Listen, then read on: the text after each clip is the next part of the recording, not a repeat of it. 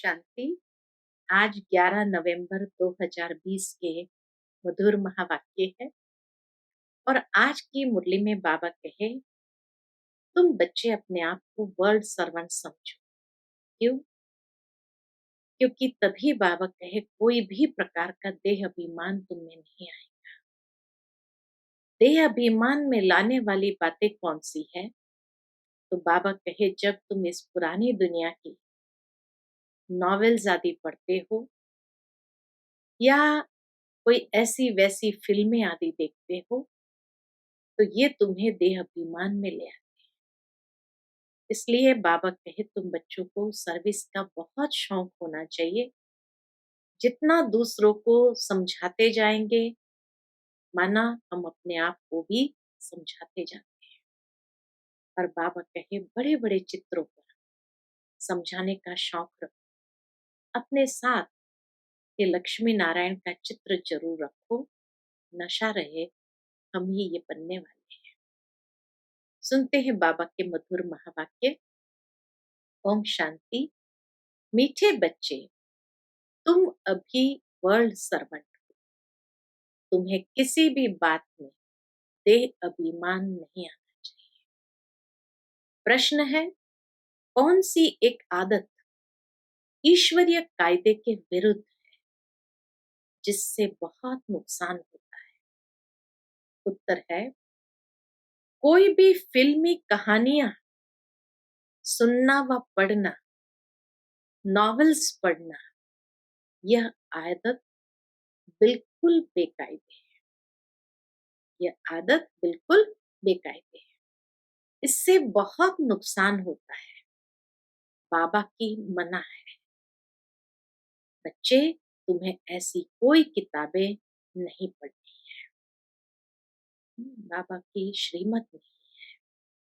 अगर कोई बीके ऐसी पुस्तकें पढ़ता है तो तुम एक दो को सावधान करो। आज की मुरली का गीत है, मुखड़ा देख ले प्राणी जरा दर्पण में, कितने पाप है कितने पुण्य है। ओम शांति। मीठे मीठे रूहानी बच्चों प्रति रूहानी बाप कहते हैं, अपनी जांच करो कि याद की यात्रा से हम तमो प्रधान से सतो प्रधान तरफ कितना आगे बढ़े हैं। क्योंकि जितना जितना याद करेंगे उतना पाप कटते जाएंगे। अब ये अक्षर कहाँ कोई शास्त्र आदि में लिखे हुए हैं? क्योंकि जिसने धर्म स्थापन किया उसने जो समझाया उसके शास्त्र बने हुए हैं जो फिर बैठ पढ़ते हैं, पुस्तक की पूजा करते हैं। वो अपने पवित्र पुस्तक की पूजा करते हैं। अब यह भी समझने की बात है, जबकि यह लिखा हुआ है, देह सहित देह के सर्व संबंध छोड़ अपने को आत्मा समझो। बाप याद दिलाते हैं, तुम बच्चे पहले पहले अशरीरी आए थे, वहां तो पवित्र ही रहते, परम धाम में तो सब पवित्र ही रहते हैं। मुक्ति जीवन मुक्ति में पतित आत्मा कोई जा नहीं सकती। वह है निराकारी निर्विकारी दुनिया। इसको कहा जाता है साकारी विकारी दुनिया। फिर सतयुग में यही निर्विकारी दुनिया बनती है। सतयुग में रहने वाले देवताओं की तो बहुत महिमा है। अब बच्चों को समझाया जाता है, अच्छी रीति धारण कर। तो बाबा कहे अब बच्चों को समझाया जाता है, अच्छी रीति धारण कर और उनको समझाओ। तुम आत्माएं जहां से आई हो पवित्र ही आई हो, फिर यहाँ आकर अपवित्र भी जरूर होना है। सतयुग को वाइसलेस वर्ल्ड, कलयुग को विशेष वर्ल्ड कहा जाता है।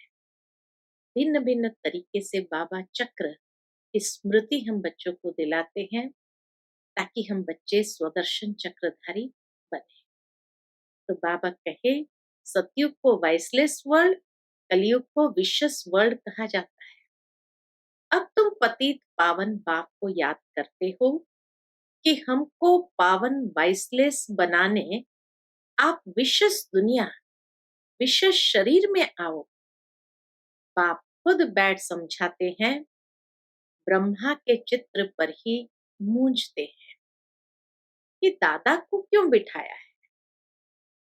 ब्रह्मा बाबा के चित्र देखकर कहेंगे, ये दादा को क्यों बिठाया है।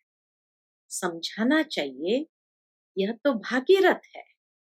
शिव भगवान वाच है, ये रथ मैंने लिया है क्योंकि मुझे प्रकृति का आधार जरूर चाहिए, नहीं तो मैं तुमको पतित से पावन कैसे बनाऊं।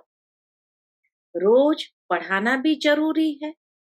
बाबा को पतित से पावन बनाने लिए रोज पढ़ाना भी जरूर है।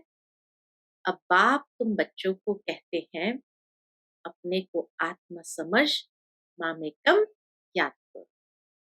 सभी आत्माओं को अपने बाप को याद करना है। कृष्ण को सभी आत्माओं का बाप नहीं कहेंगे, उनको तो अपना शरीर है। तो यह बाप बहुत सहज समझाते हैं। जब भी किसी को समझाओ तो बोलो बाप कहते हैं। बाबा कहे, जब भी किसी को समझाओ तो बोलो बाप कहते हैं। तुम अशरीरी आए, अब अशरीरी बनकर जाना है। वहां से पवित्र आत्मा ही आती है। भल कल कोई आते तो भी पवित्र है। ऊपर से नीचे आई माना पवित्र है, तो उनकी महिमा जरूर होगी। सन्यासी, उदासी, गृहस्थी जिनका नाम होता है, जरूर उनको बाबा कहे, जरूर उनका ये पहला जन्म है ना। वो पवित्र आत्मा ऊपर से आती है, भले वो सन्यासी बनती है, उदासी बनती है या कोई गृहस्थी बनती है, लेकिन उनका पहला जन्म बहुत सुंदर होता है, बहुत सुखदायक होता है। तो बाबा कहे, जरूर उनका ये पहला जन्म है ना, उनको आना ही है धर्म स्थापन करने। जैसे बाबा गुरु नानक के लिए समझाते हैं। अब गुरु अक्षर भी कहना पड़ता है, क्योंकि नानक नाम तो बहुतों का है ना। जब इसकी महिमा की जाती है तो उस मतलब से कहा जाता है, न कहे तो अच्छा नहीं। सभ्यता बाबा हम बच्चों को सिखाते हैं कि कैसे हर एक का रिस्पेक्ट भी जरूर रखना है। कि अगर गुरु नानक की बात करते हैं तो गुरु शब्द आगे जोड़ना पड़ता है। ये अच्छे मैनर्स है ना। इसी तरह कोई देवी देवताओं का नाम लेते हैं तो जरूर आगे श्री जोड़ते हैं, ताकि रिस्पेक्ट है। हम डायरेक्ट ये नहीं कह सकते हैं खाली कृष्ण, श्री कृष्ण आखिर श्रेष्ठ है ना। तो इसीलिए बाबा कहे, न कहे तो अच्छा नहीं है। वास्तव में बच्चों को समझाया है, गुरु कोई भी है नहीं सिवाय एक के, जिसके नाम पर ही गाते हैं सतगुरु अकाल। वह अकाल मूरत है, अर्थात जिसको काल न खाए, वह है आत्मा। अब ये कहानियां आदि बैठ बनाई है। फिल्मी कहानियों की किताब, नॉवेल्स आदि भी बहुत पढ़ते हैं। बाबा बच्चों को खबरदार करते हैं, कभी भी कोई नॉवेल आदि नहीं पढ़ना है। कोई कोई को आदत होती है, यहाँ तो तुम सौभाग्यशाली बनते हो। कोई बीके भी नॉवेल्स पढ़ते हैं, इसीलिए बाबा सब बच्चों को कहते हैं, कभी भी किसको नॉवेल पढ़ता देखो तो झट उठाकर फाड़ दो। इसमें डरना नहीं। हमको कोई श्राप न देवे, बाबा कहे हमको कोई श्राप न दे, गुस्सा ना हो, ऐसी कोई बात नहीं। तुम्हारा काम है एक दो को सावधान कर। फिल्म की कहानियां सुनना या पढ़ना बेकायदे है। फिल्मों की कहानियां सुनना व पढ़ना बेकायदे है। बेकायदे कोई चलन है तो झट रिपोर्ट करनी चाहिए, नहीं तो सुधरेंगे कैसे? अपना नुकसान करते रहेंगे, खुद में कि योग बल नहीं होगा तो यहाँ क्या बैठ सिखलाएंगे? बाबा की मना है, बाबा की श्रीमत नहीं। अगर फिर ऐसा काम करेंगे तो अंदर दिल जरूर खाती रहेगी। उस जमाने में फिल्में इतने नहीं थी, तो नॉवेल्स थी और लोगों को नॉवेल्स पढ़ने का शौक था। तो बाबा के बच्चे बनने के बाद बाबा कहे ऐसा जो वृत्तियों को खराब करे ऐसी नॉवेल्स नहीं पढ़नी चाहिए। लेकिन आज के जमाने में नॉवेल्स आदि कम पढ़ते हैं, फिल्में ज्यादा देखते हैं। तो बाबा कहे तुम बच्चों को एकदम मना है, एकदम श्रीमत नहीं है कि तुम ऐसे कोई गंदी चीज देखो या पढ़ो। अगर फिर भी ऐसा काम करेंगे तो अंदर दिल जरूर खाती रहेगी, अपना नुकसान होगा। इसलिए कोई में भी कोई अवगुण देखते हो तो लिखना चाहिए। बाबा कहे ये भी एक कल्याण की भावना है, रिपोर्ट की भावना से नहीं, ईर्ष्या की भावना से नहीं, लेकिन कल्याण की भावना से उसको सुधारने लिए। अगर आपकी बात माने तो ठीक है, नहीं तो बाबा को रिपोर्ट। कोई बेकायदे चलन तो नहीं चलते, क्योंकि ब्राह्मण इस समय सर्वेंट है ना। बाबा भी कहते हैं बच्चे नमस्ते, अर्थ सहित समझाते हैं। बच्चियां पढ़ाने वाली जो है उनमें देह अभिमान नहीं आना चाहिए। टीचर भी स्टूडेंट का सर्वेंट होता है ना। गवर्नर आदि भी चिट्ठी लिखते हैं, नीचे सही करेंगे आई एम ओबीडियंट सर, बिल्कुल सन्मुख नाम लिखेंगे। बाकी क्लर्क लिखेगा अपने हाथ से, कभी अपनी बड़ाई नहीं लिखेंगे। आजकल गुरु तो अपने आप को आपे ही श्री श्री लिख देते हैं। यहाँ भी कोई ऐसे हैं श्री फलाना लिख देते हैं, वास्तव में ऐसे भी लिखना नहीं चाहिए। बाबा कहे इस दुनिया में श्री अर्थात श्रेष्ठ तो कोई है ही नहीं, तो ऐसा लिखना नहीं चाहिए। न फीमेल श्रीमती लिख सकती है। श्रीमत तब मिले जब श्री श्री स्वयं आकर मत देवे। तुम समझा सकते हो कि जरूर कोई की मत से यह देवता बने हैं ना, कोई की मत से तो ये देवताएं बने हैं। भारत में किसको भी ये पता नहीं कि ये इतना ऊंच विश्व के मालिक कैसे बने।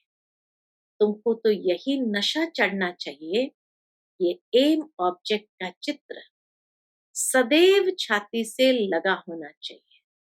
छाती से माना बैज जैसे लगा होना चाहिए। इसको भी बताओ, हमको भगवान पढ़ाते हैं जिससे हम विश्व का महाराजा बनते हैं।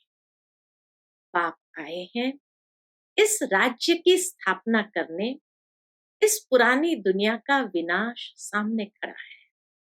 तुम छोटी छोटी बच्चियां तोतली भाषा में किसको भी समझा सकती हो।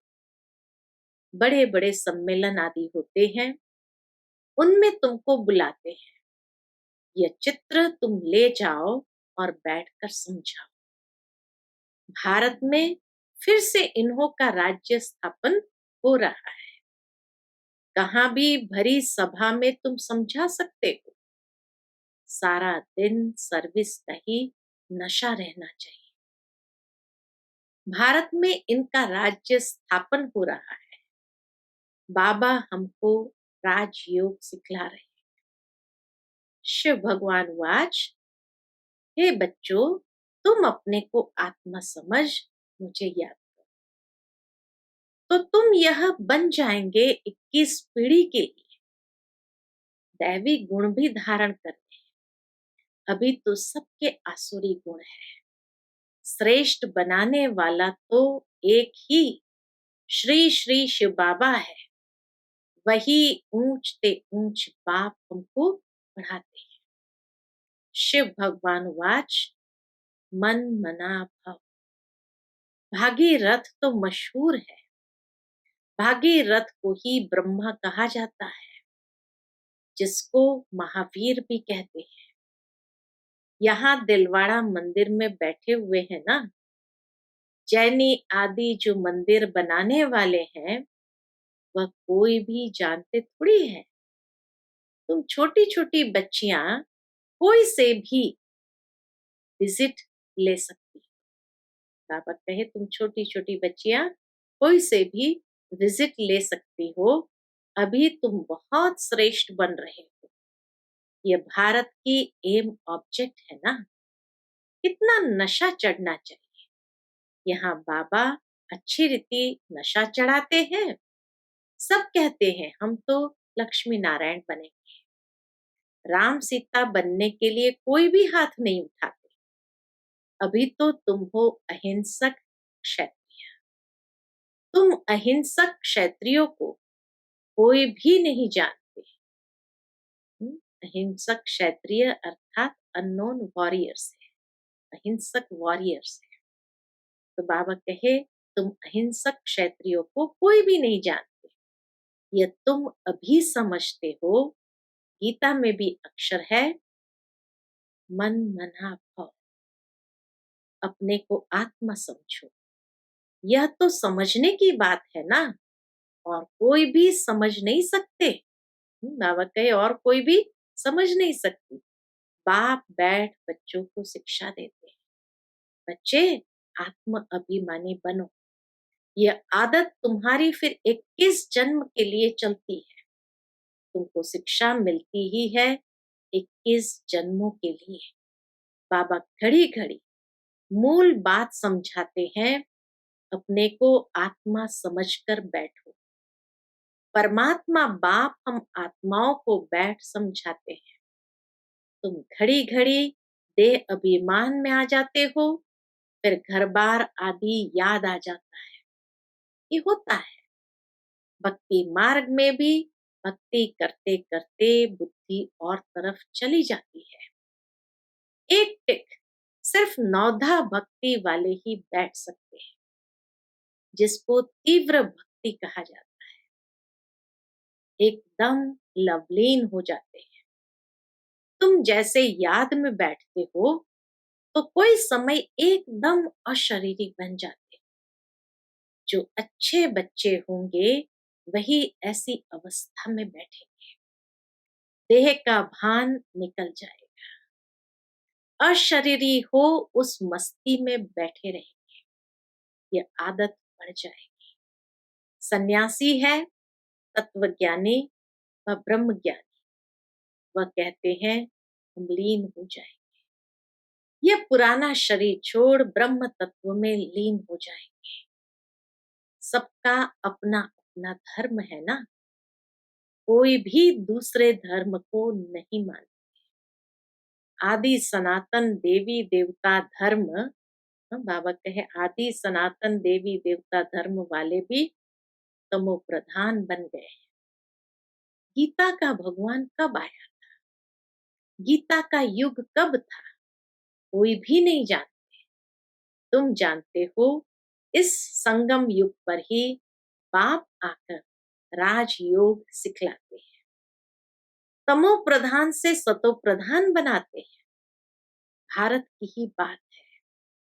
अनेक धर्म भी थे जरूर। गायन है एक धर्म की स्थापना अनेक धर्मों का विनाश। सतयुग में था एक धर्म। अभी कलयुग में है अनेक धर्म। फिर एक धर्म की स्थापना होती है। एक धर्म था अभी नहीं है, बाकी सब खड़े हैं। बड़ के झाड़ का मिसाल भी बिल्कुल ठीक है। फाउंडेशन है नहीं, बाकी सारा झाड़ खड़ा है। वैसे इसमें भी देवी देवता धर्म है नहीं। बाबा कहे इस कल्प वृक्ष में भी देवी देवता धर्म है नहीं। आदि सनातन देवी देवता धर्म जो तना था वह अब प्रायलोप हो गया है। फिर से बाप स्थापना करते हैं। बाकी इतने सब धर्म तो पीछे आए हैं, फिर चक्र को रिपीट जरूर करना है। अर्थात पुरानी दुनिया से फिर नई दुनिया होनी है। नई दुनिया में इन्हों का राज्य था। तुम्हारे पास बड़े चित्र भी है, छोटे भी है। बड़ी चीज होगी तो देखकर पूछेंगे ये क्या उठाया है। बोलो हमने वह चीज उठाई है जिससे मनुष्य बेगर टू प्रिंस बन जाए। बड़े बड़े चित्र उठाओ, अगर कोई पूछे ये क्या उठाया है तो बोलो हमने वह चीज उठाई है जिससे मनुष्य बेगर टू प्रिंस बन जाए। दिल में बड़ा उमंग, बड़ी खुशी रहनी चाहिए। हम आत्माएं भगवान के बच्चे हैं। आत्माओं को भगवान पढ़ाते हैं। बाबा हमको नैनों पर बिठा कर ले जाएंगे, है ना? बाबा हमें नैनों पर बिठाए ले जाएंगे। इस छीछी दुनिया में तो हमको रहने का नहीं है। आगे चल त्राही त्राही करेंगे। बात मत पूछो, करोड़ों मनुष्य मरते हैं। यह तो तुम बच्चों की बुद्धि में है। हम इन आंखों से जो देखते हैं यह कुछ भी रहना नहीं है। यहाँ तो मनुष्य है कांटों मिसल, सतयुग है फूलों का बगीचा। फिर हमारे नैन ही ठंडे हो जाएंगे। सतयुग में चले जाएंगे तो बाबा कहे हमारे नैन ठंडे अर्थात शीतल हो जाएंगे। बगीचे में जाने से नैन ठंडे शीतल हो जाते हैं ना। तो तुम अभी पद्मा पदम भाग्यशाली बन रहे हो। ब्राह्मण जो बनते हैं उनके पांव में कदम। बाबा कहे ब्राह्मण जो बनते हैं उनके पांव में पदम है। तुम बच्चों को समझाना चाहिए हम यह राज्य स्थापन कर रहे हैं। इसलिए बाबा ने बैज बनवाए हैं।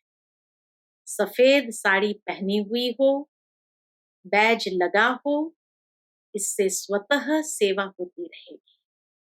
मनुष्य गाते हैं आत्मा परमात्मा अलग रहे बहुकाल। सुंदर मेला तब लगा जब सतगुरु मिला दलाल। परंतु बहुकाल का अर्थ भी कोई समझते नहीं। तो इसीलिए बाबा कहे तुम बच्चों को भले सफेद साड़ी न हो, गृहस्थ व्यवहार में रहने वाले रंगीन कपड़े भी हो, लेकिन कम से कम बैज जरूर लगा हुआ, क्योंकि बैज हमारी सेफ्टी का साधन है। जब बैज लगा हुआ होगा तो जैसे एक कवच हमने अपने ऊपर पहन रखा है। तो इसीलिए बाबा कहे कपड़े पर बैज जरूर होना चाहिए। ये बाबा की श्रीमत है और इस श्रीमत को हमें जरूर धारण करना है, क्योंकि बाबा की छत्र छाया में सुरक्षित हम है। आज की दुनिया चारों ओर बहुत छीछी है, गंदी है।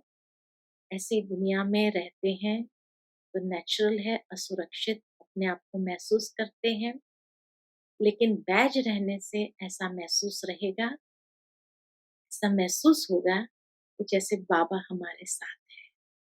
इसलिए बाबा कहे कि सफेद साड़ी पड़ी हो लेकिन बैज जरूर लगा हुआ। उससे सेवा भी होती रहेगी, हमारी सुरक्षा भी बनी रहेगी। तो ये श्रीमत को जरूर हमें धारण करना ही है। ठीक है ना। फिर बाबा कहे मनुष्य गाते हैं आत्मा परमात्मा अलग रहे बहुकाल। सुंदर मेला तब लगा जब सतगुरु मिला दलाल। परंतु बहुकाल का अर्थ कोई भी समझते नहीं। तुमको बाप ने बताया है कि बहुकाल अर्थात 5000 वर्ष के बाद तुम बच्चे बाप से मिलते हो। तुम यह भी जानते हो कि इस सृष्टि में सबसे नामी ग्रामी है राधे कृष्ण। यह सतयुग के फर्स्ट प्रिंस प्रिंसेस है। कभी किसके ख्याल में भी नहीं आएगा, बाबा कहे, कभी किसके ख्याल में भी नहीं आएगा कि यह कहां से आए। सतयुग के आगे जरूर कलयुग होगा। उन्होंने क्या कर्म किए जो विश्व के मालिक बने। भारतवासी कोई इन्हों को विश्व का मालिक नहीं समझते हैं। इनका जब राज्य था तो भारत में और कोई धर्म नहीं था। अभी तुम बच्चे जानते हो, बाप हमको राजयोग सिखा रहे हैं। हमारी एम ऑब्जेक्ट यह है। बल मंदिरों में इन्हों के चित्र आदि है, परंतु यह थोड़ी समझते हैं कि इस समय यह स्थापना हो रही है। तुम्हारे में भी नंबरवार समझते हैं। कोई तो बिल्कुल ही भूल जाते हैं। चलन ऐसी होती जैसे पहले थी। यहाँ समझते हैं। बाबा कहे, यहाँ समझते तो बहुत अच्छा है, यहाँ से बाहर निकले खलास। सर्विस का शौक रहना चाहिए। सबको यह पैगाम देने की युक्ति रचे। मेहनत करनी है। नशे से बताना चाहिए। शिव बाबा कहते हैं, मुझे याद करो तो पाप मिट जाएंगे। हम एक शिव बाबा के सिवाय और किसको याद नहीं करते हैं। अच्छा, मीठे मीठे सिकिलदे बच्चों प्रति माता पिता बाप दादा का याद प्यार और गुड मॉर्निंग। रूहानी बाप की रूहानी बच्चों को नमस्ते। हम सब रूहानी बच्चों की रूहानी माता पिता बाप दादा को याद प्यार, गुड मॉर्निंग, नमस्ते नमस्ते। शुक्रिया बाबा, शुक्रिया। आज की मुरली से धारणा के लिए मुख्य सार है। पहली पॉइंट, एम ऑब्जेक्ट का चित्र सदा साथ रखना है।